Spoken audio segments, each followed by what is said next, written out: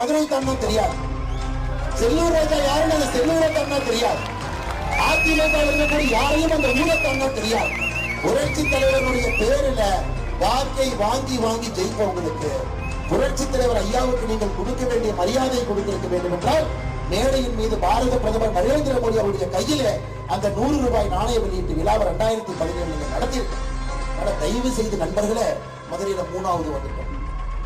அதிமுகவுக்கு முகம் அப்படி கோணலா போயிடுச்சு. செல்லூர் ராஜா சொல்றாங்க, ஒருத்தர் கேட்கிறார் கூட்டத்தில், ஏப்பா எடப்பாடி பழனிசாமி அந்த மாதிரி மாபெரும் தலைவரை வச்சு எப்படியா 3வது வந்தேன்? செல்லூர் ராஜா சொன்னா, நாங்களும் தான் தூக்கி சம்பந்தம், மக்கள் ஓட்டு போனா நாங்க என்ன பண்றது? அப்பப்ப அதிமுக காரங்க உண்மையை பேசு. வாக்கு என்பது அப்படியே வந்து போற்ற மாட்டாங்க ஐயா. தலைவர்களை பார்ப்பாங்க, யார் மக்களோடு நிற்கின்றார்கள், எந்த ஆட்சி வேலை செய்திருக்கிறது, யார் மூலமாக மக்களுக்கு பயன் கிடைத்திருக்கிறது, பார்த்துதான் ஓட்டு போடுவோம்.